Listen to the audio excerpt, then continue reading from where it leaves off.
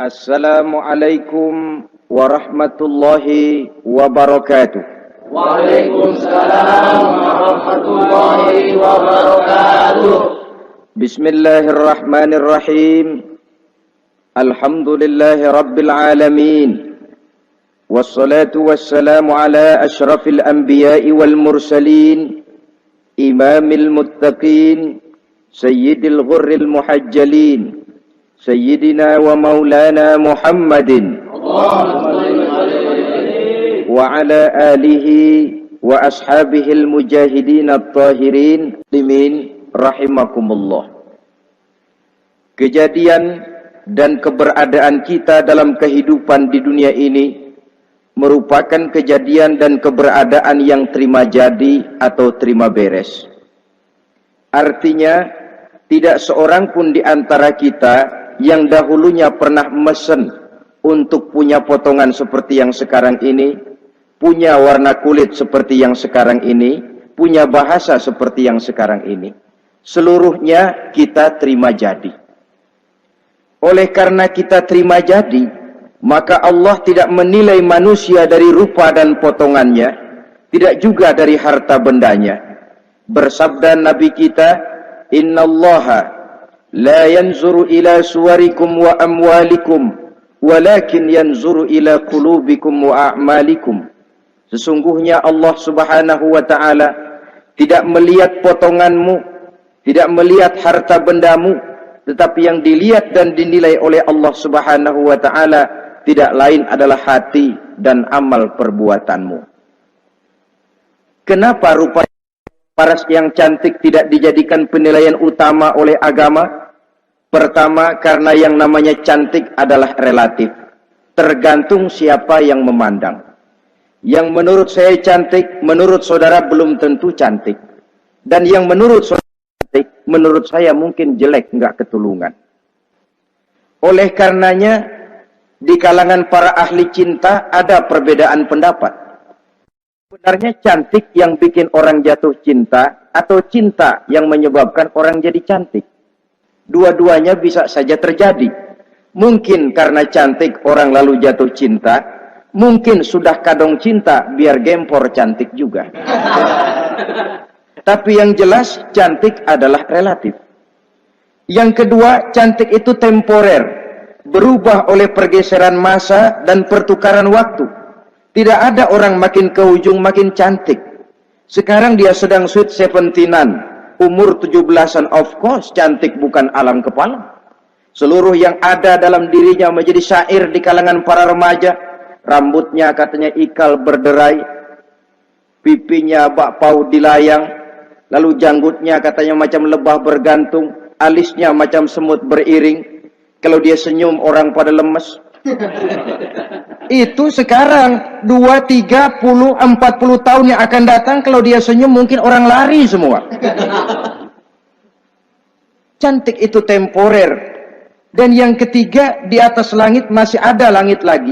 Di atas yang kita anggap cantik, rupanya masih ada yang lebih cantik lagi. Oleh karena itu, penilaian inti dari agama bukan soal potongan, bukan soal harta benda, tapi hati dan amal perbuatan. Alangkah lebih idealnya lagi kalau hati yang baik dan perbuatan yang baik berada pada rupa yang elok juga. Inilah yang dinamakan kecantikan zahir dan batin. Dan ini yang dimiliki oleh Nabi Allah Yusuf alaihi salam yang akan kita bicarakan pada pertemuan kita kali ini.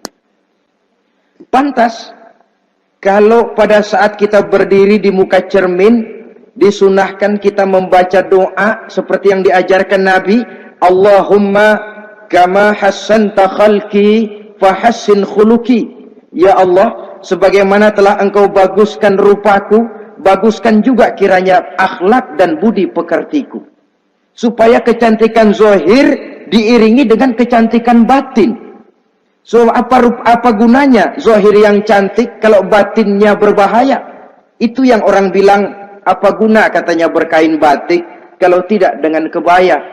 Apa guna berparas cantik kalau melulu bawa bahaya? Saudara-saudara yang saya hormati, Nabi Yusuf alaihi salam diberikan oleh Allah ketampanan zahir dan batin. Artinya, zahirnya beliau memang tampan, batinnya pun memang beliau adalah baik.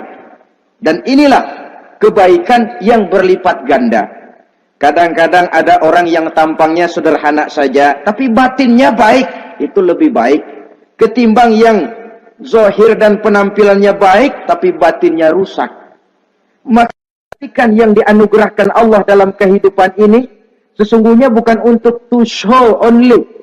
Bukan cuma untuk sekedar dipamerkan, jadi kebanggaan, macam kontes ratu-ratuan yang manfaatnya hampir tidak ada. Kecantikan untuk disyukuri, kecantikan untuk digunakan kepada hal-hal yang bermanfaat sesuai dengan perintah dari yang memberikan kecantikan itu. Saudara-saudara yang saya hormati, Nabi Yusuf alaihi salam seorang nabi yang oleh Allah diberikan kecantikan zahir dan juga kecantikan batin. Beliau adalah putra dari Nabi Yakub, dari Nabi Ishak, dan dari Nabi Ibrahim alaihi salam. Artinya, ayah beliau bernama Nabi Yakub, kakeknya adalah Nabi Ishak, dan datuknya adalah Nabi Ibrahim alaihi salam. Ia bersaudara sebanyak 11 orang. Dari orang saudaranya ini hanya satu yang seibu sebapak, yaitu Benyamin. Sedangkan yang lain adalah saudara dari lain ibu. Nah, sejak kecil Nabi Yusuf ini sudah memperlihatkan tanda-tanda bahwa di kelak kemudian hari dia akan tumbuh menjadi seorang besar. Sebab itu wajar kalau ayahnya memberikan perlakuan yang agak istimewa kepada Nabi Yusuf. Dan ini tentu memancing sifat iri dari saudara-saudaranya yang lain. Apalagi pada satu malam Nabi Yusuf di kala remaja itu pernah mimpi. Mimpi ini beliau ceritakan kepada ayahnya. Kata beliau, "Ya abati, inni ra'aitu ahada asyara kawkaba wasyamsa wal qamara ra'aituhum li sajidin." Jadi satu hari Nabi Yusuf cerita kepada ayahnya, "Ayah, saya mimpi." Mimpi apa Yusuf? "Saya melihat dalam tidur saya ada 11 bintang, lalu matahari dan bulan. Saya lihat seluruhnya sujud kepada saya." Ayahnya mendengar mimpi ini, mengerti takwil. Lalu pesan kepada Nabi Yusuf, "Yusuf, mimpi ini jangan kau ceritakan kepada saudara-saudaramu. Mereka sudah punya pandangan yang tidak baik kepada dirimu. Kalau ini kau ceritakan, mungkin akan membahayakan bagi dirimu." Sebab rupanya saudara-saudaranya yang lain ini iri hati kepada Nabi Yusuf yang memiliki keistimewaan dan mendapat perhatian istimewa juga dari orang tuanya. Saudara, kita tahu ini sesuatu yang wajar dalam kehidupan. Pepatah bilang, likulli zi ni'matin mahsudun. Tiap kali kita mendapat suatu nikmat, bakal ada orang yang hasud, iri hati, dengki. Itu watak kehidupan. Kalau kita jatuh miskin, orang tepuk tangan. Kalau kita jadi kaya, orang tanya berdukun kemana. Wajar saja, likulli zi ni'matin mahsudun. Tiap kali kita mendapat suatu nikmat, tentu ada yang hasud, ada yang iri, ada yang tidak senang. Begitu juga halnya dengan saudara-saudara Nabi Yusuf alaihi salam. Dan watak iri hati ini tidak cuma tinggal iri hati, mereka buktikan lewat tindakan konkret. Suatu hari mereka musyawarah, saudara-saudara yang iri ini. Saudara-saudara, bapak kita nggak adil. Masa Yusuf mendapat perlakuan istimewa? Wa nahnu usbah, sedangkan kita ini golongan yang lebih besar. Dari 12 orang anaknya, masa cuma satu Yusuf yang mendapat perlakuan lebih istimewa? Kita ini yang 11 dianggap angin apa? Nggak adil abah kita ini. Iya, tapi caranya bagaimana? Apa kita omelin bapak? Jangan. Habis Yusuf singkirin. Kalau Yusuf nggak ada, kan anaknya tinggal kita. Praktis perhatiannya seluruhnya akan tercurah kepada kita. Nah, saya ingatkan bahwa hasud sering mendorong orang untuk melakukan segala macam cara. Artinya, Orang itu kalau sudah dibakar sifat dengki, iri hati, dia rela melakukan apa saja. Pertama, agar nikmat yang ada pada diri orang lain hilang. Yang kedua, supaya nikmat itu pindah kepada dirinya. Andai kata tidak pindah kepada dirinya, ya hilang sajalah. Jangan orang lain yang dapat nikmat. Ini watak hasud. Ingin nikmat orang lain pindah kepada dirinya, atau hilang walaupun tidak pindah kepada dirinya, tapi yang bersangkutan tidak lagi mendapat nikmat. Untuk itu segala macam cara akan dilaksanakan. Ini dicontohkan dari usaha yang dilaksanakan oleh saudara-saudara Nabi Yusuf alaihissalam.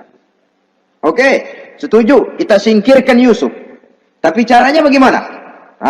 Gampang. Bunuh saja. Kalau bunuh sih rasa-rasanya tidak sampai hati membunuh Yusuf. Lalu bagaimana? Kita kucilkan saja dia. Kita asingkan dari sini, kita buang jauh-jauh supaya dia tidak ada lagi kelihatan dalam pandangan Abah. Kalau dia sudah tidak ada dalam pandangan Abah, yang dilihat cuma kita dan seluruh kasih sayangnya akan tercurah kepada kita semua. Nah, setujulah kalau itu. Caranya nanti kita atur belakangan.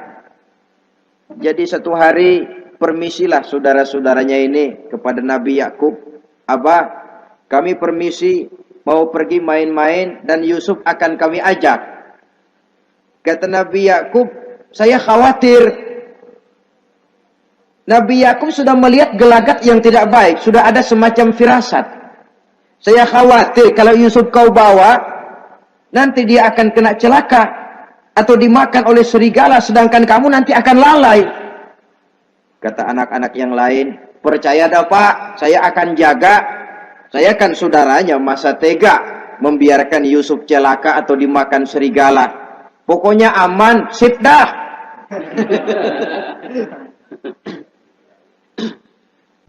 Akhirnya Nabi Yakub mengizinkan. Pergilah 12 bersaudara ini pergi bermain-main. Mula-mula berkejar-kejaran, Yusuf ikut main kejar-kejaran. Lantas buka baju, Yusuf ikut buka baju. Sampai ketika tiba di tepian sebuah sumur tua, rencana yang sudah disepakati itu dilaksanakan.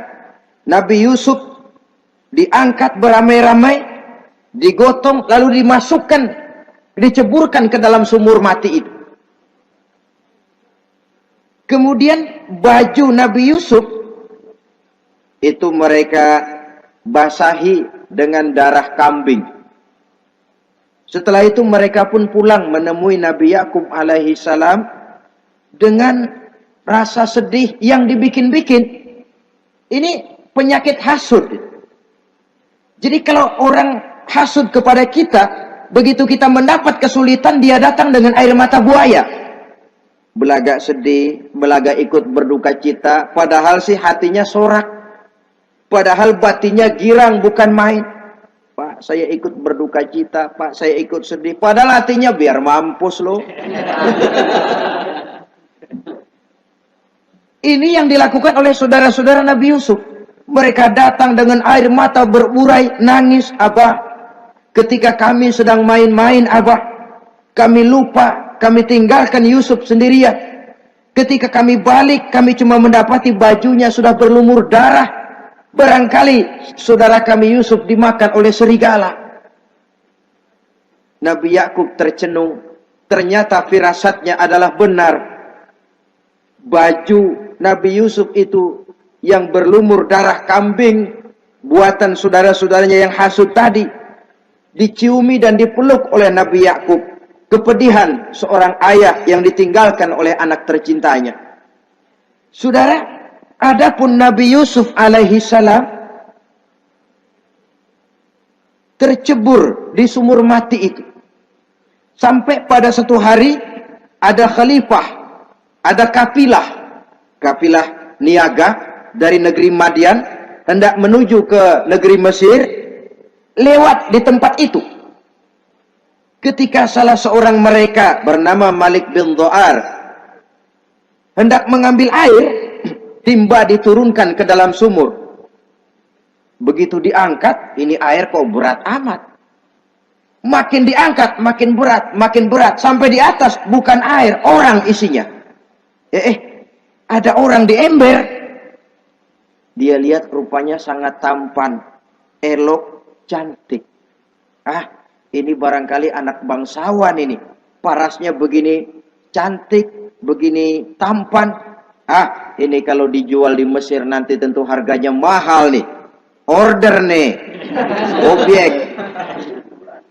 Maka dibawalah Yusuf ini ke negeri Mesir. Setibanya di sana diperjualbelikan sebagai budak belian.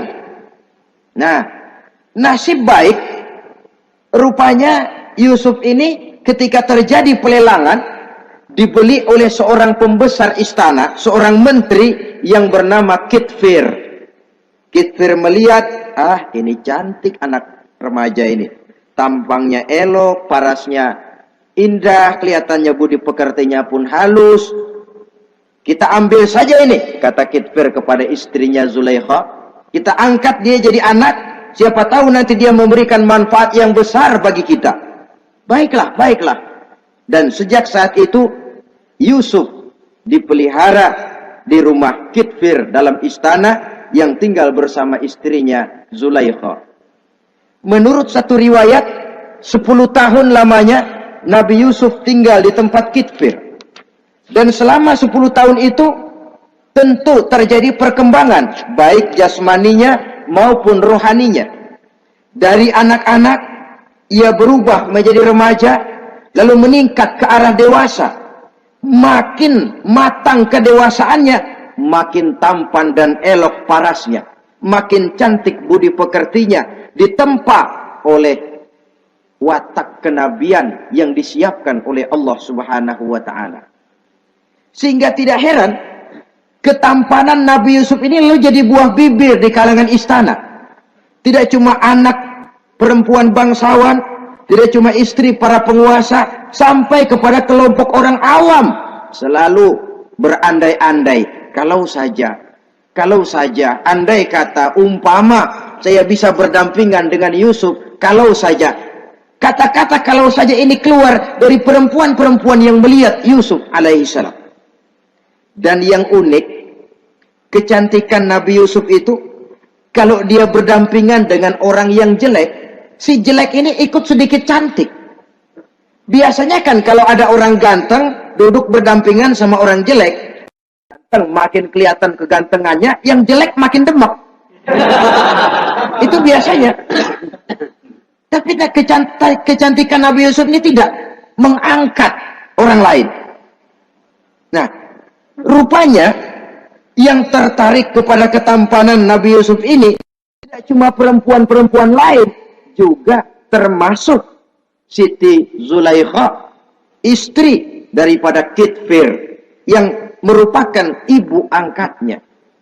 Kalau pada mulanya Zulaikha merawat Nabi Yusuf sejak kecil dengan harapan nanti akan membawa manfaat.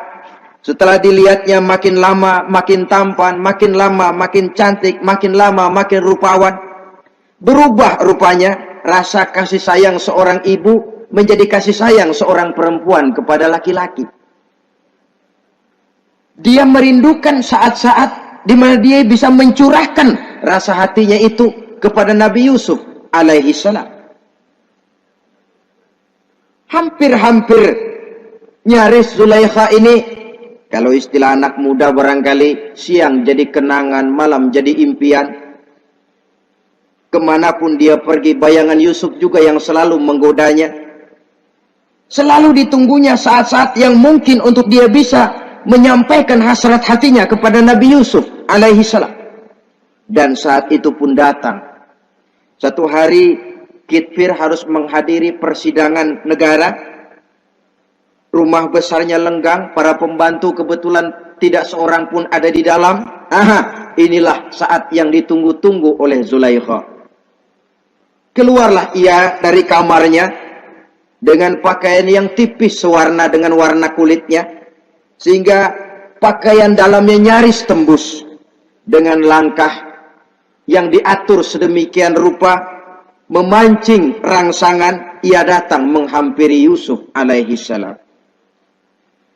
Lalu dengan suara lemas memelas, ia pun memanggil Yusuf. Ada apa tuanku? Sini yang. Kalau bahasa kita. Melihat mendengar suaranya yang lain dari hari-hari biasa. Apalagi melihat pakaian Zulaikha yang begitu tipis. Nabi Yusuf berdetak sangat cepat. Darah mengalir dengan cepat. Maklum, beliau juga manusia, laki-laki, normal terlepas dari kenabiannya. Jantungnya dak-dik-duk. Kemari Yusuf, sini. Ada apa tuanku? Sudah lama Yusuf. Lama apa tuanku? Saya memendam rindu kepadamu Yusuf. Siang malam engkau juga yang jadi tumpuan harapan saya. Kemanapun saya pergi seakan wajahmu juga yang saya lihat Yusuf. Tidur saya jadi tak nyenyak. Makan saya tak pernah membawa kekenyangan Yusuf. Tidur yang biasanya mendatangkan semangat seolah semuanya pergi meninggalkan saya Yusuf. Hembusan sepoi pagi mengusap bunga merekah dalam taman yang biasanya membawa keindahan. Semuanya telah berganti dengan keindahan wajahmu Yusuf. Sinilah sebentar, penuhi hasrat hati saya. Saya segan tuanku. Segan kenapa Yusuf? Saya tidak mau mengkhianati tuan saya yang telah berbuat baik kepada saya. Apakah saya juga tidak pernah berbuat baik kepadamu? Benar, tuan juga berbuat baik kepada saya. Tapi pantang saya mengkhianati majikan saya. Yusuf, sekarang kesempatan yang baik. Kitfir, suami saya, sedang menghadiri persidangan penting di negara, di istana, dan rasanya akan lama dia baru kembali. Sementara para pembantu kita tidak ada di sini. Saya malu tuanku, saya segan. Malu kepada siapa? Tidak ada yang tahu, tidak ada yang lihat. Allah. Saya takut, saya malu kepada Allah tuanku. Padahal kalau menurut ukuran hati, Quran menjelaskan walaqad hammat bihi wa hamma biha. Sebenarnya Zulaikha cinta kepada Yusuf, Yusuf pun senang kepada Zulaikha. Itu iblis sibuk bukan main memasang jerat, pasang besi berani biar pada nyetrum.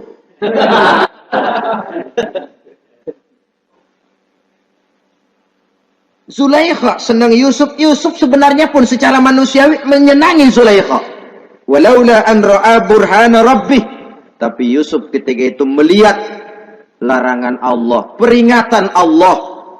Seolah-olah dia lihat Allah mengatakan, Yusuf, ini letter S. Dilarang parkir di sini. Menurut satu riwayat, Nabi Yusuf melihat ayahnya, Nabi Yakub melambai-lambaikan tangan menyetop. Seolah-olah melarang dia meneruskan langkahnya. Riwayat lain menjelaskan, seolah-olah Nabi Yusuf dibisiki oleh malaikat Jibril. Yusuf, kalau kamu kalah sekarang, kamu sama saja gajah kemasukan semut di kupingnya terus mati. Tapi kalau kamu menang, kamu adalah gajah yang tidak terkalahkan. Ada semut mati oleh, ada gajah mati oleh semut. Alangkah memalukan. Binatang yang begitu besar jatuh hanya oleh binatang yang begitu kecil. Artinya apa? Kau akan jadi orang besar Yusuf. Apakah harus gagal dan jatuh cuma karena bujuk rayu seorang perempuan macam ini? Satu riwayat menjelaskan semacam itu. Sehingga mantap Yusuf, maaf tuanku, saya malu kepada manusia, saya malu kepada majikan, tapi saya lebih malu lagi kepada Allah. Saat ini majikan tidak tahu, orang seorang pun tidak ada yang lihat, tapi Allah pasti lihat. Itu yang saya malu. Ah Yusuf, jangan sok kalem. Mumpung situasi mengizinkan, mubazir nih. Zulaikha pun berangkat pergi ke tempat pembaringan, ke tempat tidur. Lalu dengan pose yang merangsang, aduhai, melambai-lambaikan tangannya, hai talak, Yusuf sini, Yusuf kemari. Nabi Yusuf dipelihara oleh Allah. Ketika Nabi Yusuf tetap menampakkan keengganannya, Zulaikha jadi berang. Ya namanya istri pembesar ditolak oleh anak muda yang menurut penilaian dia nggak ada apa-apanya. Lu kan kecemplung di sumur, gua pungutin. Cuma sekedar segini aja nggak mau nurutin, kebangetan amat. Bukan Zulaikha kalau nggak nekat. Dia bangun dari pembaringannya, gemes, dia hampiri Yusuf. Kalau cara kita diunyeng Yusuf itu.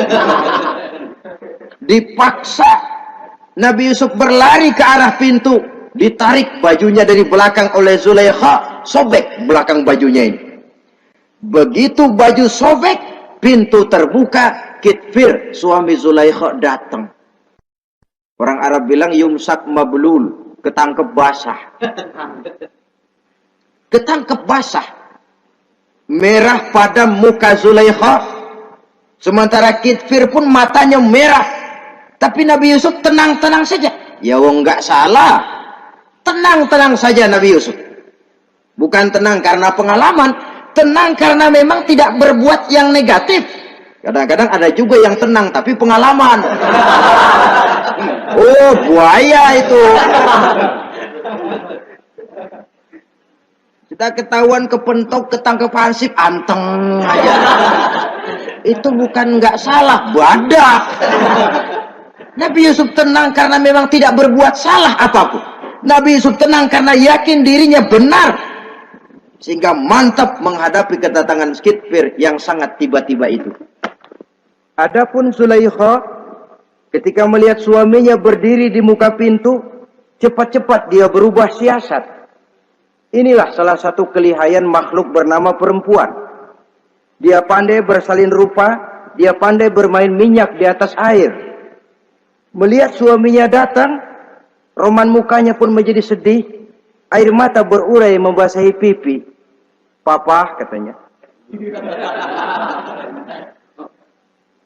Apa balasan bagi orang yang mau menistakan istri papa? Maksudmu apa, Zulaikha? Yusuf gile.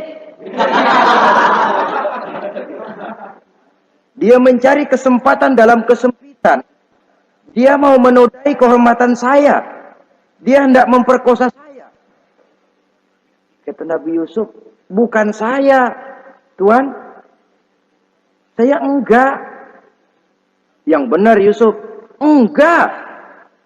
Zulaikha yang memaksa saya. Betul Zulaikha, tidak. Yusuf yang memaksa saya. Sampai akhirnya salah seorang dari isi rumah itu memberikan jalan keluar. Tuan Kitfir, begini saja. Sulit memang untuk dilacak kebenarannya. Cuma periksa saja baju Yusuf. Kalau bajunya sobek di belakang, Yusuf benar. Zulaikha salah.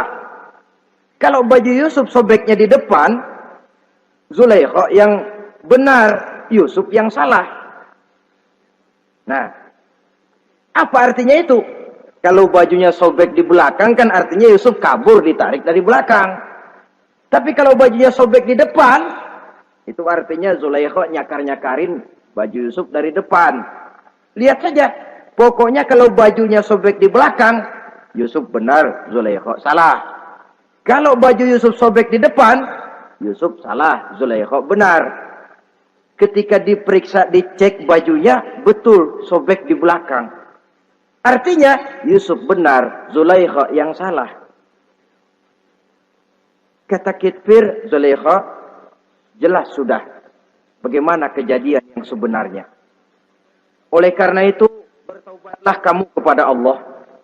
Dan kau Yusuf, jangan ceritakan peristiwa aib ini kepada siapapun. Untuk menjaga nama baik kita bersama. Baik Tuan. Saudara-saudara kaum muslimin yang saya hormati. Tapi ya bagaimana? Serapi-rapinya menyimpan barang busuk, toh akhirnya tercium juga. Gosip ini akhirnya tersiar di mana-mana, terutama di kalangan para pembesar. Sehingga kalau kumpul para istri pejabat, Zulaikha jadi bahan gunjingan. Kan main bini menteri demen sama budaknya.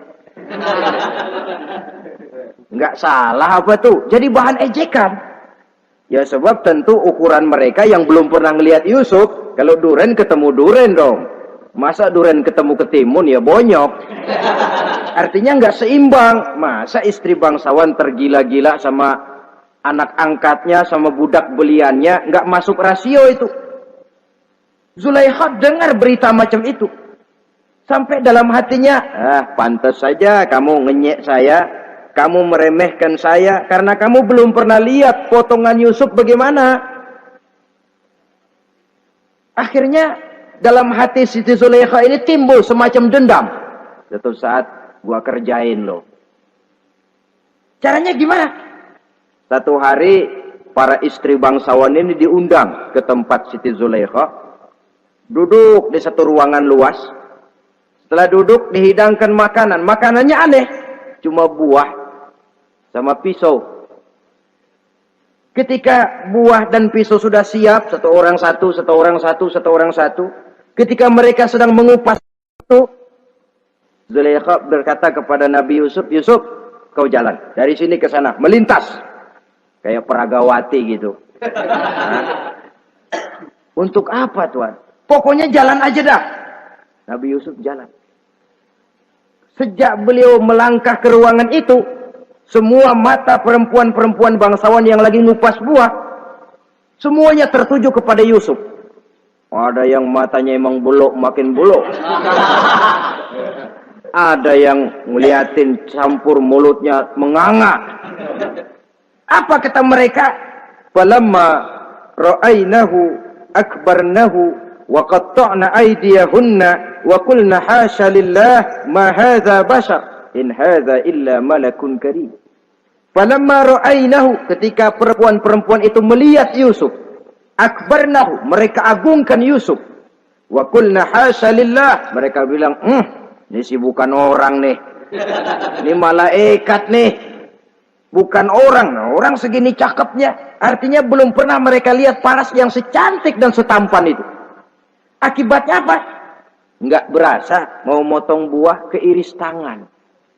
Rata-rata perempuan yang ada di situ tangannya pada luka. Kenapa? Mau motong buah, mata kemana, mulut kemana, tangan kepotong. Melihat itu semua, Zulaikha puas. Nah, kamu baru ngelihat sekejap. Bagaimana saya yang siang malam ngelihat Yusuf? Bagaimana saya yang tiap saat hidup bersamanya? Bagaimana saya nggak merindukan dia? Ente yang baru pernah ngelihat sekelebatan udah motong tangan. Saya yang tiap hari sama-sama dia nggak celeng juga udah pantas. Saudara-saudara kaum muslimin yang saya hormati. Akhirnya untuk menjaga nama baik keseluruhannya, Nabi Yusuf pun mengalah.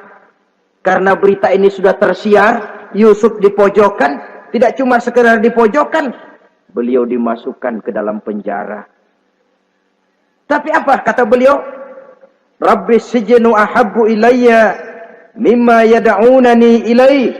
Ya Allah, kalau memang karena resiko penolakan saya terhadap ajakan Zulaikha menyebabkan saya harus masuk penjara, penjara lebih saya sukai, penjara lebih saya cintai ketimbang ikut kemauan Zulaikha. Saudara-saudara, kadang-kadang kita berpikir, kalau kesempatan itu datang kepada kita, mampukah kita menjatuhkan pilihan seperti pilihan Nabi Yusuf ini? Lebih baik penjara ketimbang mengikuti bujuk rayu perempuan untuk melakukan perbuatan yang menyeleweng ini. Ini yang dipilih oleh Nabi Yusuf. Tegar. Kalau memang sebagai resikonya saya harus masuk penjara, penjara lebih saya cintai, penjara lebih saya suka daripada mengikuti bujukan Zulaikha. Teguh karena suatu prinsip. Bukankah dalam perjuangan menegakkan akidah, kadang kita mendapat piala, tapi tak jarang kita berhadapan dengan penjara. Kadang kita disanjung, kadang kita dicaci. Itu romantika perjalanan dari yang namanya perjuangan. Tapi pilihan harus ada. ketimbang ikut bujuk rayu perempuan yang mengajak melakukan perbuatan serong, penjara lebih saya cintai. Sudah pada saat hendak diajak tidak ada yang melihat, beliau menolak. Akibat penolakannya pun masuk penjara, tapi penjara lebih menyenangkan hatinya. Ketimbang hidup merdeka, tapi jiwa terpenjara. Inilah Nabi Yusuf barangkali. Biar badan masuk penjara, asal jiwa merdeka. Kita sekarang sebaliknya. Jiwa terpenjara tidak jadi soal, asal badan merdeka. Maka jiwa kita sering dijajah. Entah dijajah harta, entah dijajah pangkat dan jabatan, entah dijajah iblis. Jiwa kita yang terpenjara, sementara badan kita merdeka. Nabi Yusuf tidak. Biarlah badan di penjara, asal jiwa merdeka untuk menegakkan sesuatu yang hak. Saudara-saudara yang saya hormati. Adapun di dalam penjara itu, Nabi Yusuf satu sel dengan 2 orang bekas pelayan istana yang dituduh menaruh racun ke dalam hidangan yang hendak disajikan kepada raja. Yang satu tukang ngatur minuman, yang satu tukang ngatur makanan untuk raja. Siapa yang naruh racun enggak jelas, tapi dua-duanya ditahan. Nah, sampai satu malam teman satu sel ini dua-duanya ngobrol kepada Nabi Yusuf. Yusuf, kami ini dipenjara karena dituduh menaruh racun ke dalam hidangan yang dihidangkan kepada baginda raja. Siapa yang salah, kami sendiri tidak tahu. Saya enggak ngerasa naruh racun, kata yang tukang ngatur minum. Saya juga enggak, kata yang tukang ngatur makan. Sampai satu malam mimpi. Mimpi itu diceritakan kepada Nabi Yusuf. Kata yang tukang ngatur minuman, Yusuf, saya mimpi. Saya memeras anggur, lalu menghidangkannya kepada baginda raja. Apa arti mimpi saya? Kata yang tukang hidangin makanan, kalau saya Yusuf, saya ngimpi menjunjung roti di atas kepala saya, itu roti dipatokin burung. Apa arti mimpi saya? Saudara-saudara, Nabi Yusuf tersenyum. Adapun kamu yang mimpi memerah anggur, kamu akan keluar dari penjara bebas dan akan kerja lagi di istana. Adapun kamu yang mimpi menjunjung roti dipatokin burung, kamu akan dihukum mati, disalib dan kepalamu akan dipatokin oleh burung. Ini tukang roti ngotot, bisa aja lu ah. Ya lempengan apes ramalannya. Ya bukan soal bisa nggak bisa, lihat aja kenyataannya. Cuma kepada kamu yang tukang ngatur minuman, saya pesan kalau nanti kamu bebas kembali di istana raja, tolong ceritakan ihwal saya kepada baginda raja ini. Saya mendekam di penjara ini tanpa berbuat salah apapun. Baik, insya Allah Yusuf. Dan ketika persidangan memutuskan seperti tepat yang diramalkan Nabi Yusuf. Si tukang menghidangkan makanan dihukum mati, si tukang menghidangkan minuman kembali kerja di istana. Tapi begitu kerja, dia lupa sama pesan Nabi Yusuf. Itu biasanya watak orang memang begitu. Kalau dalam keadaan kepepet, macam-macam janjinya. Begitu keadaannya longgar, lupa sama janjinya. Sehingga ada pepatah katanya, nolongin anjing kejepit. Waktu kejepit, kaing-kaing minta ditolongin. Begitu udah rapi ditolongin, yang nolongin bisa digigit. Saudara hadirin yang saya hormati, sampai bertahun-tahun Nabi Yusuf mendekam dalam penjara. Tapi itulah yang menambah kedewasaannya. Maka orang beriman ya, yang mantap nilai imannya, tempat tidak jadi soal. Kadang-kadang dia merasakan penjara lebih indah dari alam terbuka. Banyak orang-orang beriman yang justru di penjara menghasilkan karya-karya besar. Kita tahu misalnya almarhum Hamka justru di penjara bisa menyelesaikan tafsir Al-Azharnya. Salah satu karya besar pujangga terkemuka ini. Macam Hasan Al-Banna, Abdul Qadir Audah, dan banyak lagi tokoh-tokoh Ikhwanul Muslimin merasakan justru penjara itu bagaikan sorga. Kenapa? Mereka yakin di penjara untuk sesuatu yang benar. Maka tempat tidak pernah jadi masalah. Kalau jiwa merdeka, puluhan tahun mendekam di penjara, tidak akan merupakan satu rasa yang lama. Kenapa? Jiwa tidak bisa dibatasi oleh ruangan 2 kali 3 meter. Jiwa yang merdeka tidak bisa dibatasi dengan teralis besi. Jiwa yang merdeka tidak bisa dibatasi dengan dinding tembok yang tebal. Jiwa yang merdeka mengembara, melanglang buana, mencari idealisme yang ada dalam dirinya. Itu yang dirasakan oleh Nabi Yusuf alaihi salam. Untungnya satu malam raja ngimpi. Untungnya ini. Ngimpinya luar biasa. Ada 7 ekor lembu gemuk-gemuk. Makanin 7 ekor lembu yang kurus-kurus. Lalu ada 7 batang gandum yang isinya gemuk-gemuk. Ada 7 batang gandum yang sudah layu-layu. Nah, pagi-pagi ini seluruh dukun-dukun istana dikumpulin. Para ahli nujum apel menghadap baginda raja. Nujum, dukun, ada apa Tuan Raja? Tadi malam saya ngimpi. Ada 7 ekor lembu gemuk-gemuk memakan 7 ekor lembu yang kurus-kurus. Coba takwilkan apa arti mimpi saya itu. Dukun kata, baru tumben nih. Aku dengar mimpi begini. Kata Nujum ditanya Nujum godek. Ah, Tuan Raja itu mah kembang tidur aja kali ah. Tidak seorang pun yang mampu mentakwilkan arti mimpi baginda. Sampai tukang minuman dengar lapor. Tuan Raja, ada apa, Mas? Saya waktu di penjara, ada seorang anak muda namanya Yusuf. Dia mentakwilkan mimpi saya dan pas seperti takwilnya. Ah, panggil Yusuf. Dipanggil Yusuf. Dibukain pintu penjara, masuk tukang anggur, tukang minuman ini. Yusuf, ente, iya. Kemana aja? Itu dia Yusuf, kelupaan. Iya, kalau kelupaan sehari 2 hari barangkali bisa ditolerir. Kelupaan bisa tahunan. Cuma begitu dengar ada mimpi, pikir tukang minuman. Ah, kali aja ini Yusuf bisa takwilkan, kan jasa saya nemuin Raja sama Yusuf kan. Komisi lumayan. Begini Yusuf, baginda raja mimpi begini-begini. Barangkali kau bisa takwilkan, kau dipanggil menghadap Tuan Raja. Berangkatlah Yusuf menghadap Tuan Raja.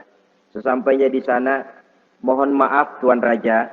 Menurut takwil saya, arti mimpi Tuan Raja itu akan datang satu masa di mana 7 tahun lamanya negara ini subur, makmur, aman, tentram, gemah, repah, loh jenawi, toto tentrem kertora harjo.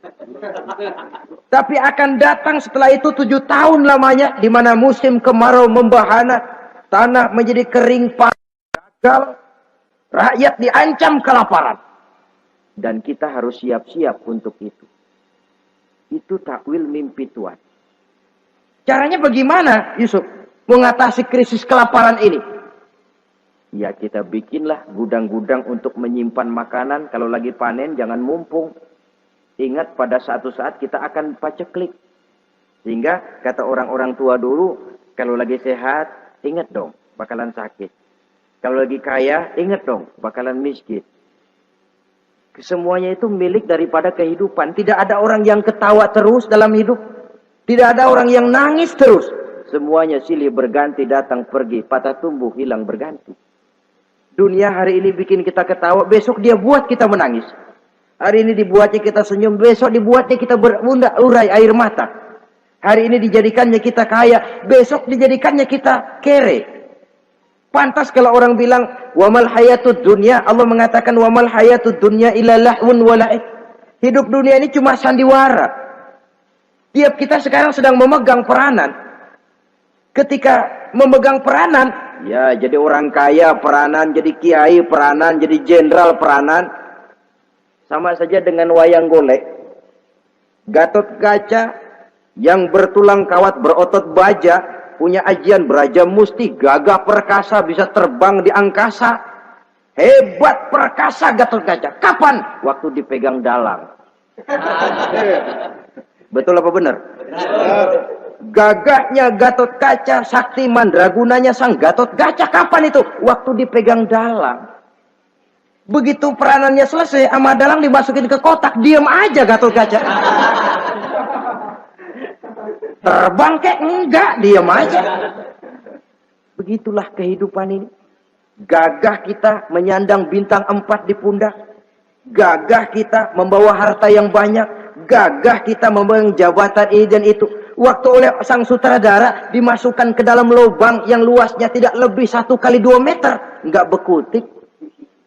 Nggak ada yang lawan. Jenderal yang berbintang 4 dilonjorin, dia yang lihat anteng aja. Habis peranan sudah sampai di situ. So, itu wajar. Kata Nabi Yusuf, kalau lagi panen, ingat pada suatu saat kita akan paceklik. Jangan giliran panen besar. Di daerah-daerah kita lihat, sudah panen pesta pora. Bukan bersyukur kepada Allah. Tapi kegembiraan itu diwujudkan dalam bentuk lain. Tontonan yang membuat lupa diri, bermabuk-mabukan. Sehingga kadang-kadang kalau di daerah itu katanya kalau musim panen, musim kawin. Musim paceklik, musim cerai. Saudara-saudara kaum muslimin yang saya hormati. Karena itu, dalam satu hadis Nabi ingatkan, ta'arraf ilallah firraha ya'rifka fisyiddah. Ingatlah kepada Allah di waktu kamu senang, supaya Allah ingat kepadamu waktu kamu susah. Kalau waktu senang kita lupa kepada Allah, ya wajar. Kalau waktu susah, Allah juga lupain kita. Dalam terjemahannya dengan kehidupan beragama, وَمَنْ أَعْرَضَ عَنْ ذِكْرِي فَإِنَّ لَهُ مَعِيشَةً ضَنْكَ وَنَحْشُرُهُ يَوْمَ الْقِيَامَةِ أَعْمَى. Siapa yang berpaling daripada peringatanku, kata Allah, aku akan berikan dia penghidupan dan kehidupan yang sempit. Sempit itu apa lalu tidak punya duit? Punya duit. Apa tidak punya harta? Banyak harta. Tapi banyaknya harta, tumpukan duit tidak membuat hatinya makin luas. Tidak membuat hidupnya makin lapang. Sempit, sempit, dan sempit. Itu azab. Yang paling celaka, wa nahsyuruhu yaumal qiyamati a'ma. Di akhirat kami kumpulkan dia bersama orang-orang buta. Allahu Akbar. Di padang mahsyar, dikala orang sibuk, pusing dengan urusan masing-masing, buta lagi. Yang nggak buta aja pusing. Mereka teriak-teriak, qala rabbi lima hasyartani a'ma wa qad kuntu basira. Ya Allah, kenapa kami buta padahal waktu di dunia kami melihat? Allah jawabnya enak aja. Kadzalika atatka ayatuna fanasitaha wa kadzalika al-yauma tunsa. Rasain dulu. Dulu waktu di dunia datang peringatanku pada belaga pilon, kamu lupakan. Sekarang juga pantas kamu dilupakan. Waktu susah kamu lupa, waktu senang kamu lupa Allah. Waktu susah juga pantas kamu dilupakan Allah. Waktu di dunia kau berpaling dari peringatan Allah. Kalau sekarang Allah berpaling kepadamu juga adil. Walaupun kalau Allah mau tidak berpaling juga adil. Sebab Allah itu mutlak. Tidak ada yang membatasi apa yang dimaui oleh Allah. Saudara-saudara kaum muslimin, itu pesan Nabi Yusuf. Bikin gudang yang besar, simpan bahan makanan untuk persediaan musim kemarau. Kalau begitu sekalian aja deh Yusuf. Sekalian bagaimana Tuan Raja? Kau saya angkat jadi menteri urusan makanan dan urusan kemakmuran. Tuan Raja, apa enggak terburu-buru? Kau bisa mentakwilkan mimpi saya, bahkan kau bisa mencari jalan keluar. Ini sudah sesuatu yang menguntungkan Yusuf. Mencari jalan keluar ini pemikiran yang menteri saya belum bisa berpikir kayak kamu. Sudah, kau pegang jabatan ini. Nabi Yusuf tidak minta, diberikan. Dan memang ada pesan, jangan memberikan jabatan kepada orang yang meminta. Tuh, kalau orang sudah minta tentu ada pamrih dan ada tendensi. Jangan memberikan jabatan kepada orang yang banyak ngeluarin duit untuk mencapai jabatan itu. Sebab apa? Kalau orang mendapat satu jabatan karena banyak ngeluarin duit, maka pekerjaan pertama yang akan dilakukan setelah mencapai jabatan itu ialah dia akan berpikir bagaimana caranya biar modal gua pulang. Orang jadi gubernur, jadi menteri karena banyak ngeluarin duit, belum dia sempat kerja buat kepentingan rakyatnya, dia lebih dulu akan berpikir bagaimana duit yang saya keluarin supaya pulang. Sisanya kalau ada, barulah untuk kepentingan rakyat, itu pun kalau keburu. Saudara-saudara yang saya hormati, Nabi Yusuf tidak pernah minta jabatan. Raja memberikan jabatan itu.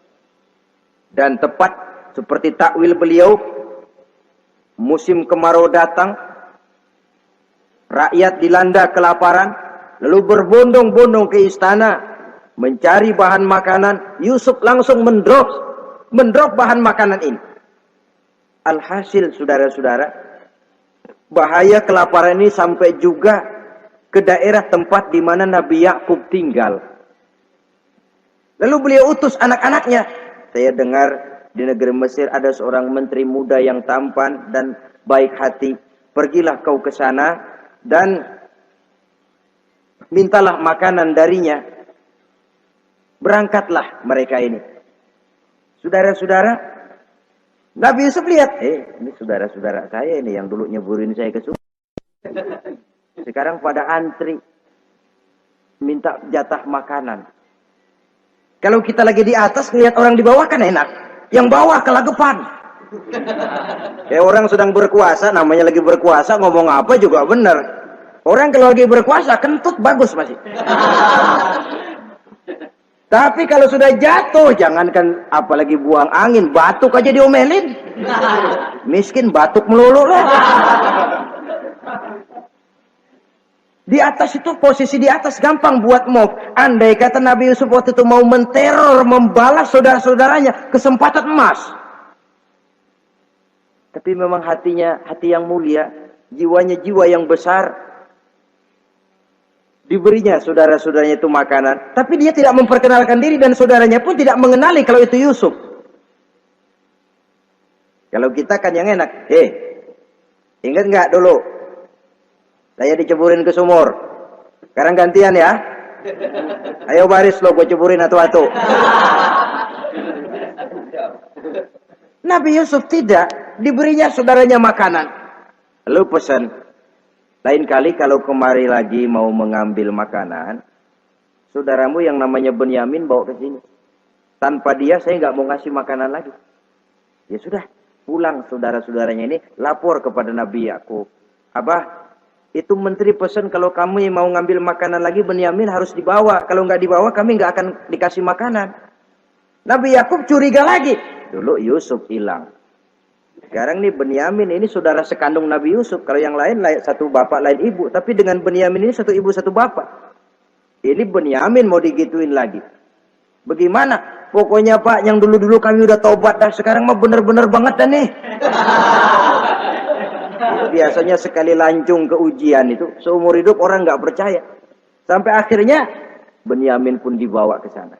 Saudara-saudara yang saya hormati, terjadilah pertemuan Yusuf dengan Benyamin. Dan akhirnya saudara-saudaranya ini dijelaskan siapa menteri itu sebenarnya. Diminta menjemput Nabi Yakub. Bertemulah Nabi Yusuf dengan ayahnya Nabi Yakub alaihi salam. Adapun Kitfir sudah lama meninggal. Zulaikha pun sudah menjadi janda. Namun dalam jandanya dia tetap merindukan Yusuf siang dan malam. Didambakannya kapan saat pertemuan akan terjadi. Sampai ketika satu hari didengarnya Yusuf akan meninjau satu daerah, dia sudah diri paling depan. Ketika Yusuf lewat, dia nyindir dengan katanya, Maha suci Allah yang memuliakan orang yang takwa dan menghinakan orang yang berdosa. Merasa ada sindiran, Yusuf nengok. Zulaikha kan? Iya Yusuf. Kitfir bagaimana? Sudah meninggal. Lalu keperluanmu apa sekarang? Saya cuma memerlukan engkau Yusuf. Saudara-saudara, Nabi Yusuf akhirnya kawin dengan Zulaikha yang cantik, menawan. Dan rupanya setelah kawin itulah Nabi Yusuf baru tahu bahwa Kitfir ternyata tidak bisa berfungsi sebagai suami. Dengan kata lain, puluhan tahun Zulaikha kawin dengan Kitfir tetap perawan, utuh, awet. Rupanya Kitfir liwat terus dan numpang liwat, nggak pernah mampir. Dan sejak saat itu berbahagialah Nabi Yusuf dengan Siti Zulaikha. Kita ambil hikmah dari riwayat singkat ini. Pertama, kecantikan zahir lebih penting, kecantikan batin lebih penting dari kecantikan zahir. Alangkah lebih baik lagi kalau kecantikan zahir itu berpadu dengan kecantikan batin. Karena dalam pandangan Islam, Allah tidak menilai manusia dari rupa dan harta, tetapi dari hati dan amal perbuatan. Yang kedua, bahwa ujian dan cobaan yang diterima Nabi Yusuf, tetapi dihadapi dengan ketabahan, pada akhirnya menghasilkan kebahagiaan dunia dan kebahagiaan akhirat. Inilah saja pertemuan yang singkat ini, mudah-mudahan ada manfaatnya. Terima kasih atas segala perhatian, mohon maaf atas segala kekurangan. Wassalamualaikum warahmatullahi wabarakatuh. Waalaikumsalam warahmatullahi wabarakatuh.